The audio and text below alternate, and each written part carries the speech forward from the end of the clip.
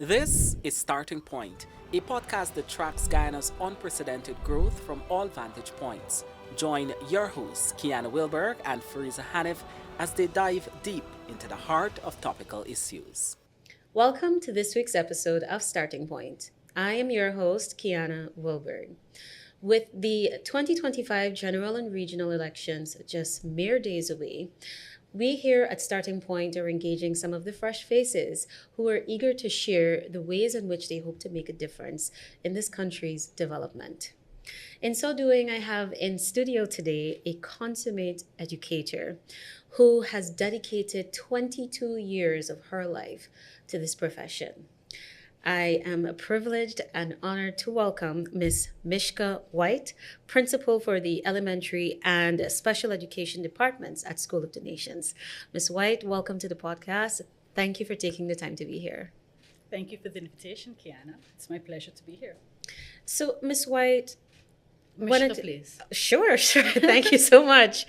Now, with education, sometimes you hear the typical story of how I got involved. My mom was a teacher, my dad was a teacher, and so I wanted to follow in their footsteps. Was it that typical roadway for you? No, it was not. Tell us about Education it. wasn't even a thought for me. My first choice was to be a lawyer. That changed. I remember leaving the law department and going to admissions and saying, what can I do with these CXC grades? And the young lady said, oh, you'll do well at history. So I said, history it is. I loved the subject. I did it at both Cape and CSEC. So history was my choice. And I did that with a minor in international relations with the hope of saying foreign affairs. I can serve my country working at the Ministry of Foreign Affairs. Fast forward to graduation, continuing on to postgrad, looking at postgrad in international development. And one of my friends who was a teacher said, Roses needs a teacher. You're not doing anything, come on over. And That's the your rest alma is mater. history. Yes. Lovely, So, wonderful. To St. Roses I went. Uh-huh. My headmaster at that point was the headmaster who I left. Wow. So it was comforting going home and starting my teaching career at St. Roses High. And you stayed there, as I noted in my introduction, 22 years. Not at St. Roses. Not at St. Roses. But in education, yes. And so, what was the moment for you that made you realize this is it for me? This is what gives me this sense of purpose, and it's education I will stay with. That moment came actually in my second year at St. Roses with some boys who were very boyish, lovely and mischievous. As boys like As usually boys are. would be, and most teachers really didn't like them. And somehow we clicked. And when those boys passed all their subjects, and they passed my subjects with grades 1, and they said, you did this. That at that moment was my cue. You really should make this a career. And I also had students who were coming saying, we are coming to you next year. And I did not know them because at that point I'm looking at upper high school. So the ones in first, second, and third form, it's a face, but you don't really know them.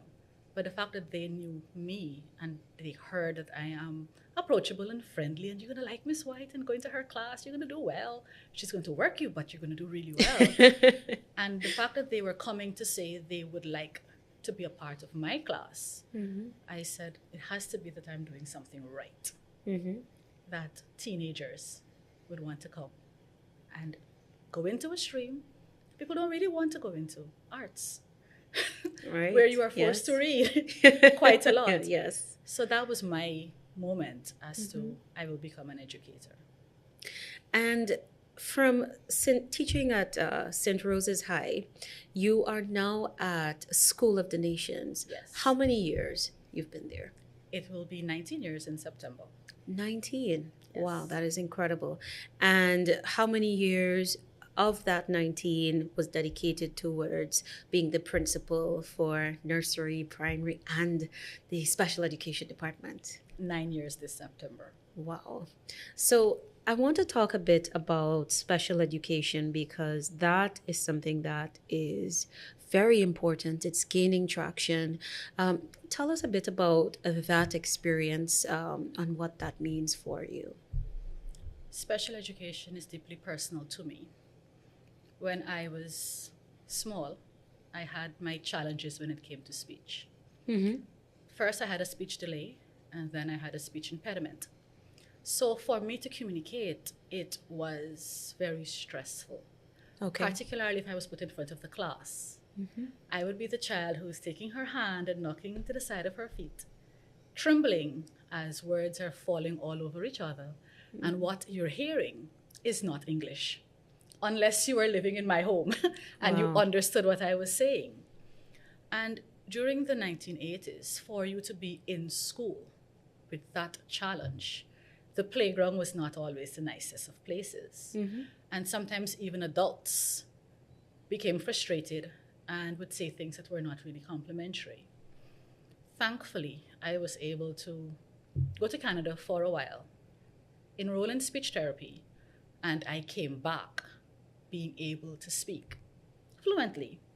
One teacher asked my mom in primary, "What did you do with her? She doesn't stop talking." Wow. Because in school, it was so different now because people were actually listening and they weren't laughing at me anymore. At home, I was never treated as if I was different. So in my little mind, I'm fine, I'm normal. But when I stepped out of the safety of home into the environment of school, quickly, I realized something was different about me from everyone else. And it was very pressuring. My family's support, they helped me in terms of confidence. And when you are dealing with children with special education, it is very challenging. It's challenging for the child who has to face it, as well as for the family who also are enduring it. And in the case of the family members, they strive to protect their children from the unkind words and facial expressions that we, the public, give those children. And sometimes in their fierce protective nature, in putting up the barriers, they make it harder now for the child. And then we have more explosions. Yeah. You know? Mm-hmm. But I'm happy that special education is changing. Mm-hmm. I am happy that the government is investing in special education, not just schools, but also training teachers, training specialists. The diagnostic center that is headed by Dr. Keon Chung, he is doing an amazing job in giving complete analysis for children. And what that does is it gives you a report that not only chronicles where the child is in terms of their cognitive skills, but it looks at health, it looks at skills, and it sets targets for you. And you know, sometimes we may take for granted that there's some people who know, or most of the country, they know that there's actually a center in this country that provides that type of help. There are many parents who have children who are on the autistic scale, but they don't know which part of the spectrum they fall on.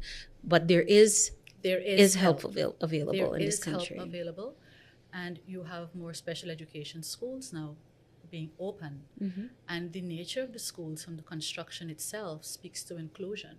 Mm-hmm. You know, if we go back 10 years, just saying the word David Rose, a certain perception came over people. Saying Ptolemy Reed, correct. Again, a negative perception came over people. Mm-hmm. And there's some who refuse to take their children there because they were afraid of the stigma. And in doing that, the vital years where essential assistance could have been given to take the child further along was lost. So while the government is doing their part, we, the citizens of Guyana, we need to change our mindset in relation to how we see the children. And particularly in school, it's sad when parents say, "I don't want my child in the class with him or Yes. with that child. You know, I would normally ask parents, put yourself in the shoe of that parent. Would you want that being said about your child? Yes. You know, but gradually we are getting there. There are many success stories with children who have special needs, who would have become functioning adults. Is there one you can share with us? There is one who's very close to my heart.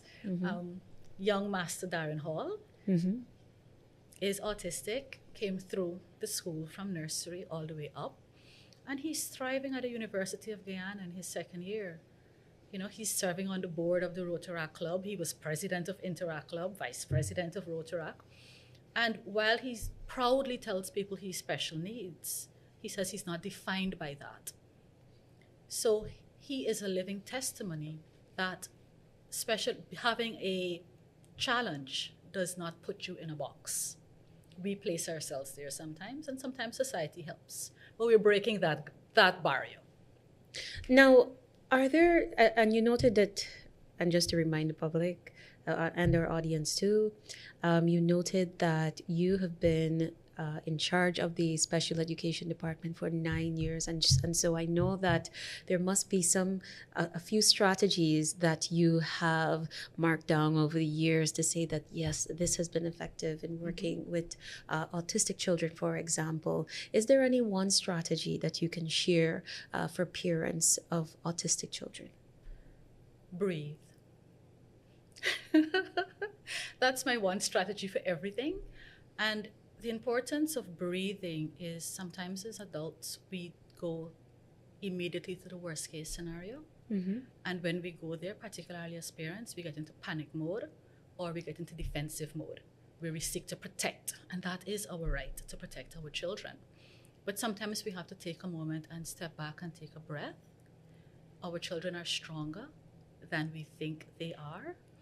And when we take that breath, we can actually appreciate, the progress our children would have made. And in seeing that, now you have something else to celebrate with that child, that they are no longer at point A, they are now at point B. And then you can start to look and see, what else is this child doing? Because sometimes we are so focused on what the child is not doing or the skills the child has not achieved so far, that we're missing the milestones that they did. And once we breathe and we celebrate the small steps, we will see a difference in our child.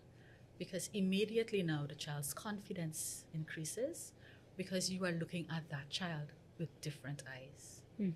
Indeed. With different eyes. So every child wants to make their parents proud. And our eyes tells our children immediately if we're happy and if we are upset. And or if they disappointed in them. correct. Yes. And when they see more happiness from us and us being proud in them, then that gives them self-confidence. Instead of the frustration, like I'm disappointment. trying and they go further that way. So for me, breathing and celebrating the small milestones, take it one day at a time. Do not be overwhelmed. Ms. White, I saw some of your published work, and I want to just reference one where you spoke about the reflections on Guyana's primary education, and this was in 2018. I want you to share some of the perspectives that underpin that piece of work and how it compares to what you see today. So one of the things from that piece was the absence of resources for both teachers and pupils, particularly at my primary level back in the 1980s. Textbooks was scarce in Guyana. You know, Austin Store, my gosh. Yes, it's still around. It is still around, but where it is, I don't know if everyone will know where they started on Camp Street. You know, in that little space. And most times your textbooks had to come from Barbados or Trinidad. And you would have been the only person in the class having access to the textbooks, and teachers would have been borrowing that book to teach. So obviously that immediately would have had a tremendous impact on access for children.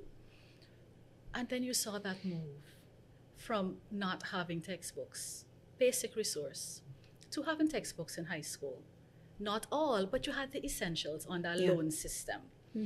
And now come to today's society where every child from nursery to high school has access to textbooks. In the case of nursery, they work in those books. So it's not returned, it goes with them. In primary, it's loaned. And at the end of the school year, you return it. So looking at primary, not only do we have more trained teachers, not only do we have access to resources for children, you also have the Guyana Learning Channel. So there are more avenues for review for children to go further if they want to, and most importantly, for parents to support their children at home. Understand. Now, before I engage you on the reason for transitioning into politics, in education, one of the things we see as a blessing and now emerging as maybe a problem is the advent of AI, and the sort of addiction some children may have to screen time. What advice would you impart to parents to help children stimulate that love for reading while still getting in on some of that screen time that they love? It comes down to a balance. We're all very busy people. I am very busy. One of the things that I did with the older of my children, and the little one, she gets it too, but she demands it more now, is story time. Reading is essential to whatever you're going to do in this life. And with my first son, every night I used to read him a story. And it started, I read the entire story, and then obviously he's going to memorize and he's going to pretend he's reading to me. And we went to one page and, alternate. With my little one, I read with her, she reads to me, and we also create stories. So the love for language can come from reading, and it can also come from creating your own storybooks, especially in the evenings when we open the windows and if there's a blackout and we have the moonlight inside. I remember one such evening, she wanted a story and I was really tired. So I said, okay, let's make one. And I started off by telling her it was a cool, breezy evening. And I stopped. And she continued.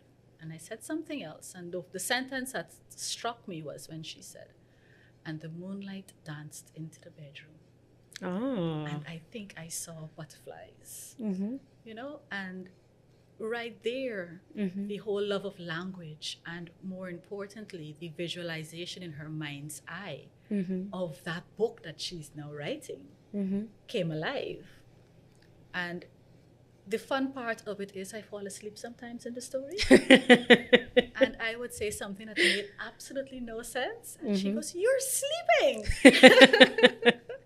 And then I go, "No, I was testing to see if you were listening to what I was saying." Oh, you had a good comeback. Quickly, you can't let these children outsmart you. But we have to make reading creative. We can't tell the child, "Oh, go and get a book." The book is not punishment. Once we say, "Go pick up the book," it becomes punishment. Yes. So fun ways to get that child in, and you structure their screen time. We cannot put our head in the sand and say we do not want our children to have access to the technology, because this is a generation for them. This is the technological generation. It's the era we're in. Correct. What we have to do is teach them how to use the technology responsibly. Put on the parental controls, and also give time periods when, okay, this is what we're going to do. Children expect structure from parents. They may not always like it, but they expect it. It's necessary. And when we provide structure from an early age, it helps them in so many ways as they progress through life. Because immediately now they begin to manage themselves. And they will choose, okay, so I have 1 hour of screen time for today. Will I take all in the morning, or will I do half an hour now and I'll take half an hour in the afternoon? Will I take it in blocks of 15 minutes? We have to see how they can manage. But we can only do that if we create the structure for them and not always dictate, but help them to navigate, because they will not always be with us and they have to be able to navigate.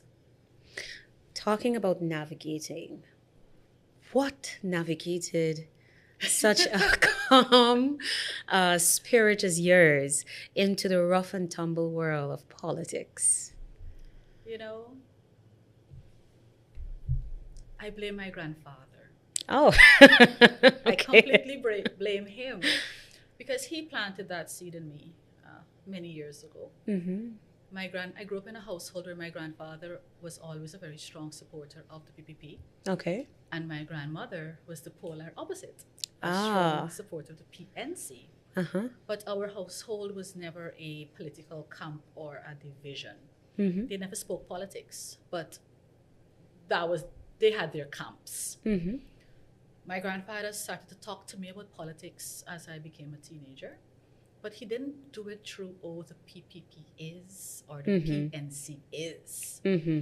He spoke politics through people and teaching me about the importance of me sticking with my words and your actions and principles that if you will ever get into politics or anything you're going to do in life, that are really important. Listening to people and solving problems and meeting timelines and really being responsible for your words and owning up when you do things that are wrong. Mm-hmm. When he got older and he was on his way to transition and we were gaffing afternoon, he said to me, when you get older, the country will call you. And when you get that call, the only party that's going to really allow you to make a difference is the PPP. So I looked at him because I am thinking not foreign affairs. I said, like, this man and dead boy talking nonsense. Mm-hmm. And then I said, okay, Pop. And that was just for me to satisfy him. Mm-hmm. And I never thought about it again. And one morning, I don't want to say, a few years ago, I woke up different, And I told a friend of mine that I'm going to get into politics when I'm in my 40s. And she laughed. She said, you're always talking something silly. But I just felt different. I felt that it was a time for me to do more because I've always been of service to the people. Mm-hmm. And I love my country. I love my country with a passion that I don't see a lot of people having anymore. They don't have it anymore. I would have refused opportunities to go and live and study abroad because I refuse to develop another country when I can stay and develop my own. So I think this is the time when I can be of greater service for my country, for the people of my country, and hence the leap. For me, it's nothing else but service for the people. Now, several parties have put forward their manifestos. Yes. And of course, a key pillar is what you will do for the education sector. Yes. How, and I want to speak specifically to these two particular parties, how do you see the APNU's plans stacking up against the PPP's plans for transforming the education sector? I'm actually very happy with their plans, with APNU's plans for education, because they're following the path that the PPP has already started. Ah. When you look at the manifesto for the PPP for 2025 and you look at the manifesto from 2020, most of the things that APNU is bringing in their manifesto is already in progress right now in Guyana.